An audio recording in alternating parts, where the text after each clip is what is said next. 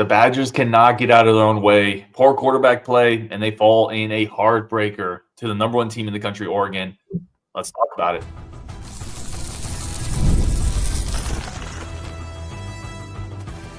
You are Locked On Badgers, your daily podcast on the Wisconsin Badgers. Part of the Locked On Podcast Network, your team every day. What is up, Badger fans? Welcome to Locked On Badgers, your team every single day, reacting to the end of the Wisconsin-Oregon game. That hurts, man. Today's episode brought to you by FanDuel. New customers can place a $5 bet. You'll get $150 in bonus bets guaranteed. If your first $5 bet hits, that's over at FanDuel.com to get started. And we got the sadness today. Justin, man. Is it? I was asking this before. I'm curious if people in the chat too. Is it better to lose a heartbreaker or to get blown out? Like, what hurts more? It's better from a respect standpoint to lose a heartbreaker than it is to get blown out, because nationally, when you get embarrassed, then everyone looks at it like your team sucks. Well, no, our team didn't suck tonight. Just Locke. Braden Locke turning in one of the most pathetic quarterbacking performances I've ever seen. He could have been simply bad in this game and we win. Instead, he had to be borderline. Like, this was Joel Stave at Northwestern level bad. Like, 3 interceptions. I know he only had 1. He should have had at least 1 more. He fumbled the ball on the first drive. Like, he was completely incompetent in this game as a quarterback. He had 1 good throw the entire game, and that was the one to Vinny Anthony. Yeah, that was a nice. He almost got picked off on the touchdown pass he threw. That was a nice sort of Vinny. I'd say Braden Locke, 12 of 28. Let me just read the stat line. And it hurts to read it. Braden Locke, 12 of 28, 3.4 yards per attempt. 3.4 yards per attempt, 96 yards, a touchdown, and a pick. Here's the thing. Like, we're going to talk about some of the good in this game, and the defense brought it. I think a few other players brought it for sure. You will never win games against really good teams if your quarterback is 12 of 28 for 96 yards. Like, well, the other thing, they said that Oregon was towards the top of the country with tipped passes, with 11. Yeah. Locke has what, 20 on the season? And that's with him missing the first 3 weeks. So that tells you how awful he's been. Like, a team that's close to the tops in the country has 11. He as a quarterback has like almost double that probably. Yeah, it's not good enough. And that's how the game ends, right? Like, that's a terrible a match made in heaven or hell, depending on what side you're on. A defense that's great at batting down balls, and Braden Locke, who just – he cannot find passing lanes. And it's not just a small quarterback thing. Like, other shorter quarterbacks who are able to find passing. When he got tipped earlier in the game, he threw right at the guy. Like, what are you not seeing here? Like, manipulate yourself around him. Now, I want to give credit to Oregon's defense. Like, they're really good. That defensive line is really good. They had pass rush. Like, that's a really good defense. They're athletic. They're fast. They're stout up front. But I'm sorry, you cannot win a game if you're 12 of 28 at the quarterback spot. You're not going to win games at that. And we talked about it all year. You got to get better there. And it's not just Locke. Like, Will Pauling had a drop. The offensive line had some issues. But ultimately, I think we've seen I don't know what else to say. I'm not trying to be a jerk about it. We've seen enough of Braden Locke at this point. Like, he's regressing. He's actively getting worse on a weekly basis. Like, you can't tell me that Mabry would be worse than this. Do you think they make a move to Mabry? Like, I always thought here's the thing. I always thought starting Mabry against Oregon was not a good idea. I agree with that. But I think you start him against Nebraska, and you just – now with Nebraska and Minnesota coming up, do you think there's a move there, or do you think this season is just Locke and then it is what it is? I think the argument that's probably going to happen in the coaches' meetings is going to be, well, it's going to get a lot easier now, so he should play better in these next couple of games. I don't give a crap. I'm tired of watching him trot out there and play like I'm really struggling not to use profanity. I'm going to be honest. Yeah, this is a family show, Justin. I'm really, like, he's bad. He's just he infuriates me with some of the piss poor decision making that he makes. And we hear all the time about how great he is at processing, and yet I constantly watch him make stupid decisions or throw the ball right at people. Like, you can't. You're not that smart if these are the plays that you're making. Yeah, and let's talk about it, right? This is a 3-point game. Braden Locke completely overthrew Tyree Walker on. I thought Longo actually had some. Like that is a routine pass for a quarterback. You got to hit that, man. You got the number one team in your house, and Longo dialed a couple things up. That was there. Same thing with the throw to Pauling that was behind him. That is a routine pass that you just needed to put on him. Instead, you threw it behind him. I mean, what ends up happening with that level of quarterback play, and I'm just going to say it even more broadly, right? With that level of passing game, with that level, you have to be perfect in every other aspect of football to be able to win, and you're never going to be that good, like because we don't have Alabama level talent everywhere. You have to get more from the passing game. Period. There's just nothing else to say about it. This is a terrible passing attack. It's not good enough. I do want to point out, like, not to completely. This is a 16-13 game against the number one team in the country. Like, I do want to talk about the defense for a second. Like, you and I are both equally frustrated about the passing game. This is the best defensive performance of the year. Like, I am so proud of this, Justin. They were physical. They balled out. They made Oregon earn everything. I thought Tressel was dialing up pressure. Like, I was expecting them to falter in the second half, and they really impressed me with the fact that they kept it together. And not only that, they made a couple of plays. Now, you can still argue that, I mean, the one bugaboo with the defense is they're just not getting turnovers. They played really well. Like, that play from Lucas was a huge play. Absolutely blew up that drive, him making that. And that's the type of plays I've been talking about that they need to make. Like, this defense, and maybe it gets better in the coming years, but they lack playmakers. I think we would agree with that. Hills has been a pleasant surprise, and he played really well in this game. He was really disruptive. But the defense played their butts off, and they deserve to win here. And even the offense, I thought a couple of situations there. Ashcraft with should have caught a ball that was I don't care how hard it's thrown from 3 feet away. It wasn't thrown that hard. Like, you're a college Division I tight end. That's got to be caught.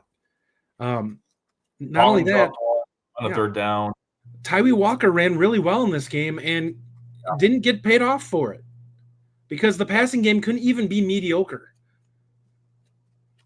Yeah. Let me ask you this. We had a comment earlier, and we've had a couple comments in this, and someone in the Discord said it too, so I forget exactly everyone who said it, but Slim Lewis, here's another one. Moral victory equals unsubscribe. Oh, it's not a moral victory. But here's what I would say to this.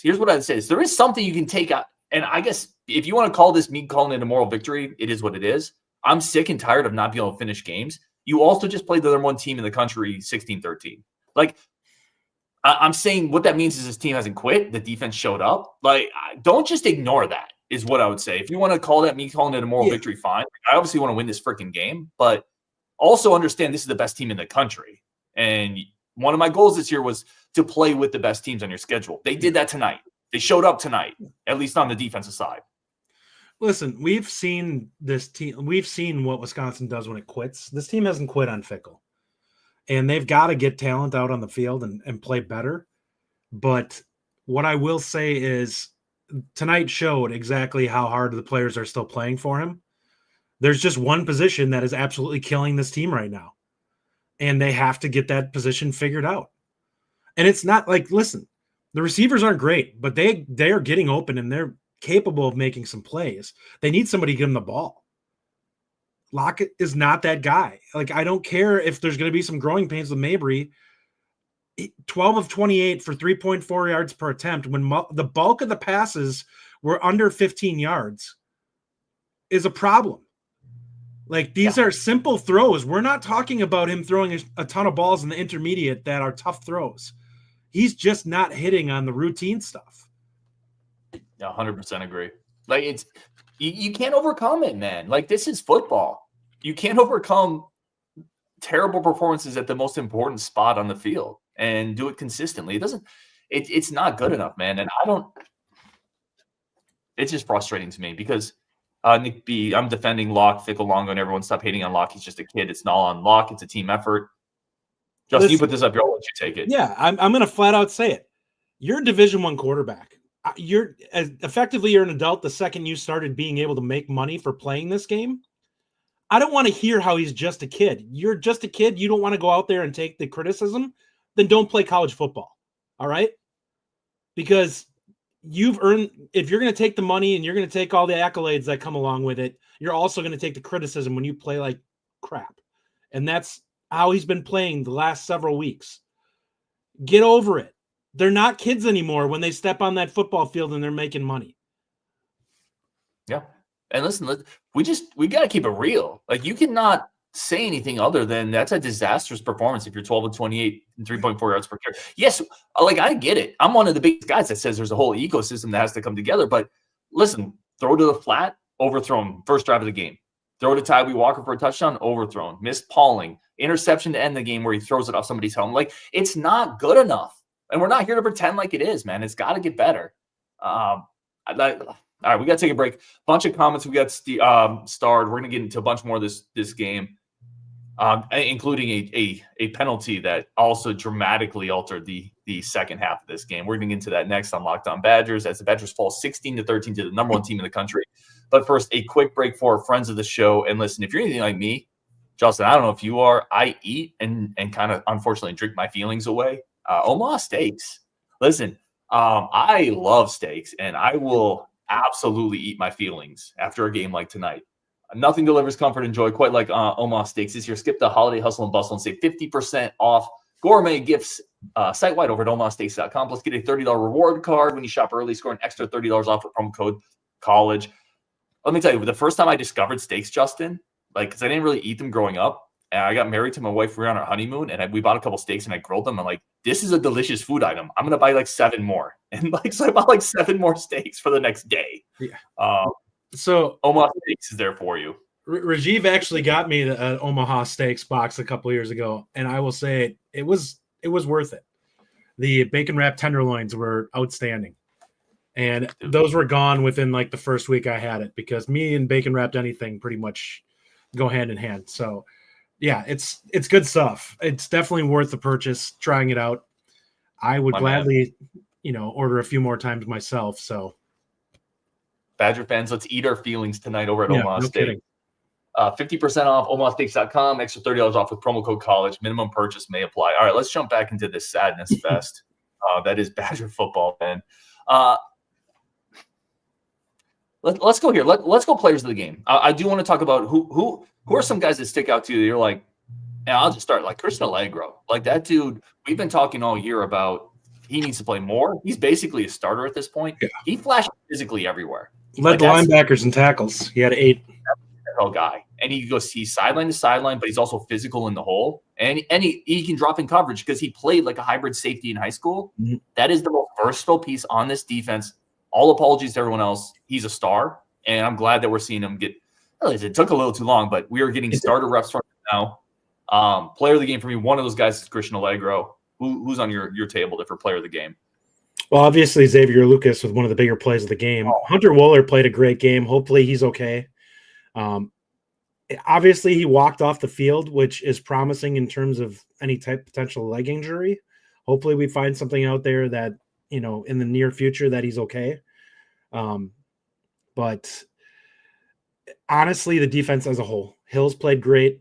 Was another one there. I thought Tyree Walker ran really well. His vision was great tonight. There were very few runs that I looked at with him that I was like, I don't feel like he got out of that what he should have. And Dupree had a couple of really nice, crafty runs that he's starting to see the ball or see the field a little bit better. Still has a couple here and there where he kind of misses it and runs right up the back of the offensive line. But I had some really nice runs. They finally put him out in space a little bit more. And it's pretty clear you could see how his skill set plays when he gets in that role. He's just a really tough guy to deal with when you get him alone in space. Yeah. Bryce Tolfree said, agree. Allegro rocks. Leo Atticus Bertrams, who's like our MVP every game for better and for worse. Ken Payne says Elijah Hills. I thought this was a good comment here from Thomas Miller. Pius and Lowry, they were good tonight. Like that was one of their better moments. A few issues still with containment, but I thought both of those guys tonight were a little more explosive, physical. I thought the defense as a whole was physical, dude. Yeah. Like, how many blatant missed tackles were there against a team that has a lot of playmakers? Mm-hmm. 1 or 2, but for the most part, they tackled well. I love you brought up Geez, I'm losing my mind right now. The cornerback, the safety, the cornerback blitz Lucas? on Gabriel. Lucas, thank you. Xavier Lucas.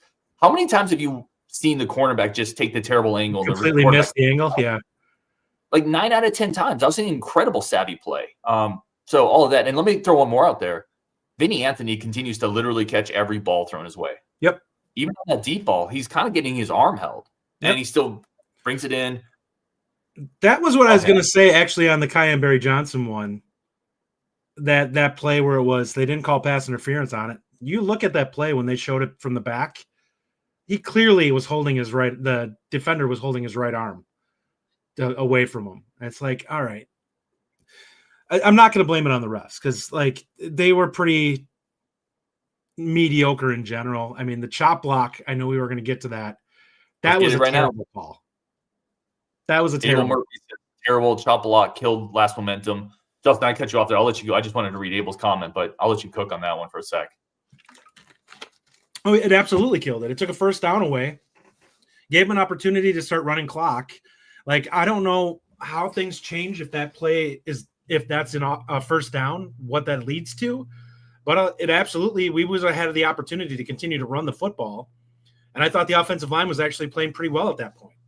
The last thing we wanted was to have the ball put into Locke's hands and have him be the playmaker, because I think nobody felt comfortable with that.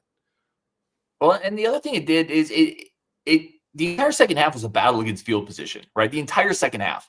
And it gave Oregon the ball at the 50-yard line. Mm-hmm. Like, if you just get that first down and you do nothing else, you're punting to the 30 with Atticus Bertram's. Like, it flipped field position. It took away a drive. I mean, that might as well have been a turnover. And I'm sorry, like, I'm not a blame refs guy. That was a terrible call. That was a straight up terrible call, and it killed a possession. It killed a possession in the fourth quarter after Locke made a really nice play. With like 6 minutes. Yeah, Locke and Tretch made a really nice play on that. And the refs, as my camera just started tracking me as it randomly does, the refs just like yanked that away. That's BS. And I'm not swearing on the show, but that's a bunch of BS, man. And that call needs to get called out. That being said, you're still 12 of 28 throwing the ball, right? Ultimately, that's the issue. It's the passing game. This is modern football. You got to be able to throw the ball. And we can't do it, man. We just can't do it right now. Mm-hmm. Well, it's putting pressure on the running game that doesn't need to be there too. Like, the inability to even be mediocre passing is a problem. And it allows teams to just stack the box and come after the run game. And it's been that way for forever at Wisconsin. But it's never typically this bad. Like, we normally – like, I gladly would have taken like an 18 for 31 performance like we used to get out of Hornibrook over this. Like, at least he could get over 100 yards passing. Yeah, it's wild that you're pining for the days of Alex Hornibrook, by the way. Isn't that insane? For me, too. I'll say this again. Ultimately, people are going to kill me for this. I don't care. Everybody fans how they want to fan. I'm very proud of the team's effort tonight. People are going to tell me, F a moral victory. I'm sorry. That's the best team in the country. Wisconsin punched them in the mouth and didn't back down. And there's a lot of teams that fold after losing 42-10 against Iowa. This team hasn't folded, and I'm proud of that. That's the first game this season that Oregon scored less than 30 points. No. Ryan Arnold says, better than expected, valiant effort, still battling some offensive stalls. Tyler Winker says, can Mabry really be any worse? That's I don't think so, right? I think Atticus Bertram's could do better than that. I'm not. God. Let me ask you this, too. Here's the thing. So I've been pretty against, I don't want to rush Mabry, but there's also a point where you're 11 games in, or 10 games in now, where you're not a freshman anymore. Yeah. Like, at the end of the season, when you've been getting number 2 reps. He's been taking second-team snaps now for like 5 weeks, 6 weeks. You're really not a true freshman anymore. And again, we don't see practice. Like, maybe he's just not up to where he needs to be, and that could be fair. But I'll say this too. I think at times people, fans, coaches are a little too protective of freshmen. It's not like you're going to get PTSD and never you'll throw the ball again if you have a couple rough games, right? Like, there's a lot of teams that have a freshman quarterback at some point throughout the year. I don't care if you water down the playbook. Like, he can't be worse throwing the football than Locke is. Like, deflections, we knew it was going to eventually cost us. How many times has he had the ball batted where it ended up not, or just going to the ground? It was going to happen sooner or later. It cost us in the most inopportune situation this season. Yeah, Dan Benston, the BS chalk block changed the outcome. I agree. Hunter Michael says, I'm sick of coming away with moral victories. When are we going to get done? No, I agree. Like, Wisconsin has to finish one of these. Yeah. Like, they have to. I don't know. I guess I'm torn on this a little bit. Yeah, they have to finish these last 2 games have got to be wins. Mm-hmm. Especially if you can play like this against Oregon, you should have no trouble with Minnesota and Nebraska. Now, I will say this, it's going to take the team bringing this type of energy, but I think they're better than those 2 teams, and they need to go out there and show it. It's a good step for the defense. Do you feel better about the defense after watching that game? You did get a little bit more pressure that you wanted from Tressel. I do. He definitely was sending more pressure. What I will say is that there's still negative plays are still a problem. We badly could have used another turnover in this game, and couldn't get one. And it was almost there. We almost had it from Forkering. Like, at some point, guys have to make plays, and that's on Forkering for not catching that football. But you caused, like, this is not a game I'm gonna evaluate pressure and sacks, because it's Gabriel. You can't just pin your ears and go after him. He's a guy who will hurt you if you do that. And there were times where it almost did. Like, there were a couple times where he probably could have ran and he didn't in this game. And Wisconsin's probably lucky that he didn't. So you also got to tip your cap, right? Like that 4th and 9 play in the 4th quarter where he rolls out, right? Absolute dime. That's a great quarterback play. That's the difference, right? I mean, among many things. Don't get me wrong. Like, among many things, but Wisconsin can't generate that type of, we need a play from a quarterback right now. Whereas Oregon, like, Gabriel's just like, let me pull it out of my back pocket. 4th and 9, I got you on the road, and let me just place a dime between 2 defenders. We don't got that, and it kills us. All right, let's take one more quick break, come back. A bunch of comments. Justin, if you see anything you want to start here, for sure. We got 1,300 people in here right now watching. Y'all are amazing. It's always the best part of this community is you guys and gals. So thank you so much for that. We are going to take one quick break for our friends of the show. Come back and get your comments as the Badgers lose a heartbreaker at home. Today's episode brought to you by FanDuel. Rajiv has been all over this. He's talking about the line here was fishy. The line was Wisconsin plus 13.5, 14.5. Absolutely covered that. Vegas knew something. Wisconsin played very tough. If you want to get in on that action over at FanDuel.com, parlays, future spreads, teasers, NFL's going on. Obviously, basketball, college basketball. Badgers just won a big one against Oregon. Or against Arizona. Sorry, if you were on that one. Yeah. What a weekend that would have been if we got both of these. Yeah, no kidding. Oh man. Dang, I'm gonna eat my feelings tonight, y'all.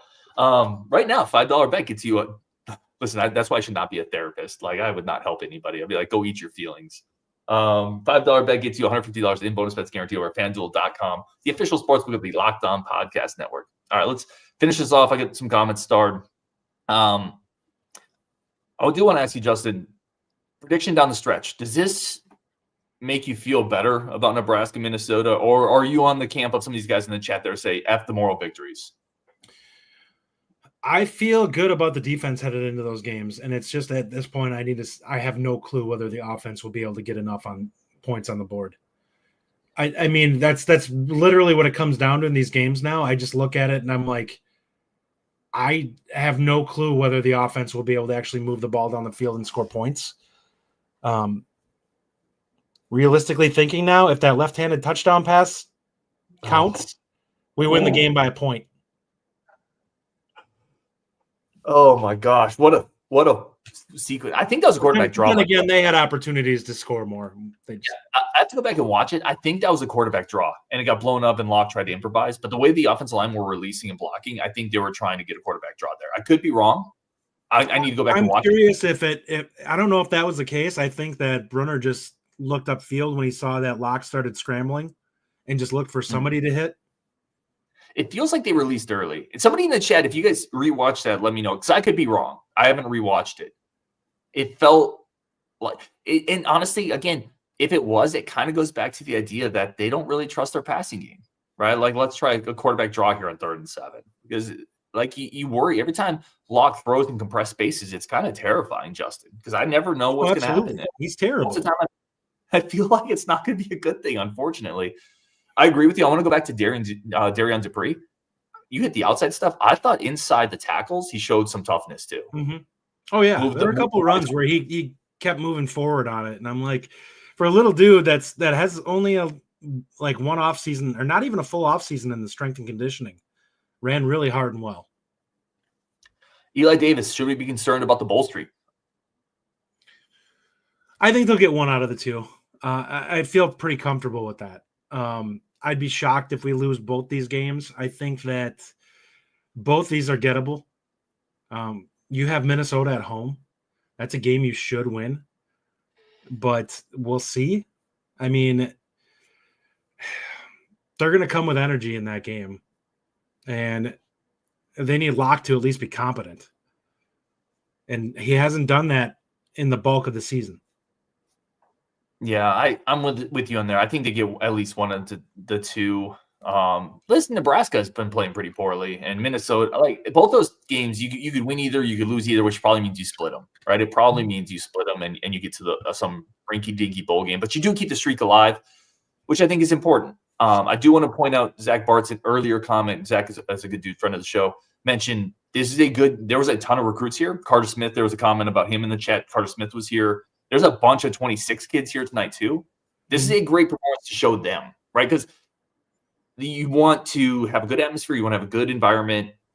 This was a good selling point for those recruits at least. And that's something you can take out of this as well. Yeah. Eric Oslin says, Oregon Penny, a great game by the Badgers, close loss. I just can't wait till I'm on the other side of that, right? And love you, Eric. Thank you for jumping in. I can't wait till we don't have other teams' fans jumping in, because that means that we're winning games. Yeah. And I appreciate you for just competent QB play where I can look at it and be like, all right, they left it out all on the field. Not, when I watch these games, it's so frustrating to see the defense play their butts off.